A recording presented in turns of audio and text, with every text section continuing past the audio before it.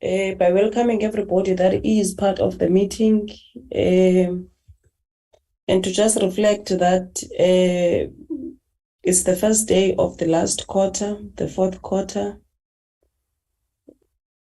of the year. We are nearing towards the end of 2022, which had its own ups and downs. But it's a time where we would really know that our department and our PDEs are preparing for the matric writings and the results, of course, which we're going to get next year, which we wish them well in those preparations. Not forgetting Omalusi as well, that will be moving up and down to make sure that everything is well. But also to say that recently we've seen that Gauteng has redeployed MEC to be the premier, Lesufi in Gauteng, which is one of MECs that was popular in the sector. And I think from our side as the portfolio committee, we are wishing him well in his new environment, hoping that he will be able to carry the people of Gauteng very well. And of course, welcoming the new MEC that is taking the control of our education sector, which we trust that he will continue. And I don't know if he will be able to fit in the shoes of Premier Lesufi, but we are wishing him very well. Recording in progress. As well. Today we are dealing with the AG, we are dealing with the FFC, and later on we are going to get a briefing from the internal audit from DPE. The AG is lined up for other meetings, so they therefore ask that we start with them. I am going to chair this meeting of the AG because we will do them once we interact with them so that we can be able to release them. And then afterwards, I'm going to ask the whip to chair the meeting with the FFC. I will be part of the meeting. And then we are going to adjourn and reconvene at 4 o'clock, where we are going to proceed with the internal audit. On that note, Llewellyn, can you help us with the roll call? Thank you, Chairperson. I have yourself, Honorable Binko Gigaba. I have Honorable Aduans, Honorable Siwela, Honorable Letse, Honorable Yabo, Honorable Moratsekla. I have Honorable Nodada, Honorable Van der Walt, and Honorable Van Zyl. I have Honorable Sukkers and Honorable Dr. Boshoff present. I have 2 apologies for both Honorables Mashabela and Honorable Dr. Tembekwayo. I've also received the apology for the Minister, who's unfortunately she's due in a cabinet meeting this morning. And then I do know that DG has indicated he's in one of the provinces, Chair, and may have connectivity problems, but he has logged in. And we hope that he is able to keep connected with us. Thank you, Chairperson. Thank you. But we do have the DM in the meeting, ne? Chair, I'll just have to check. I'm not sure. I didn't see her on the platform, but I will just double check with Mr. Mahada. DM O'Connor?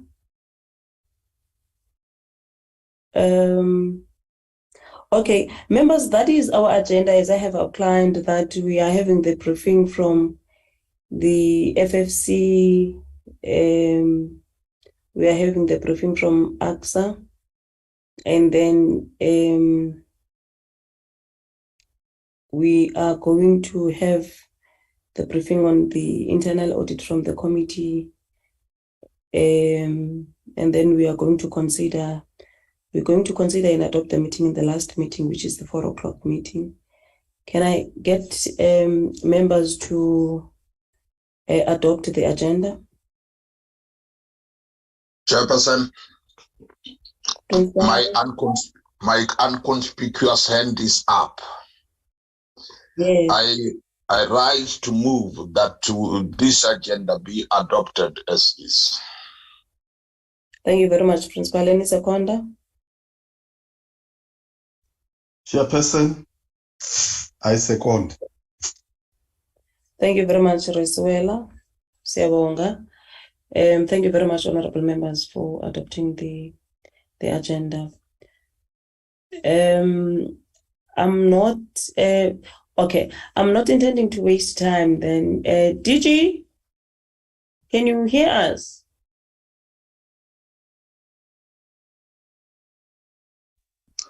No, he's in Matatiele. No network there.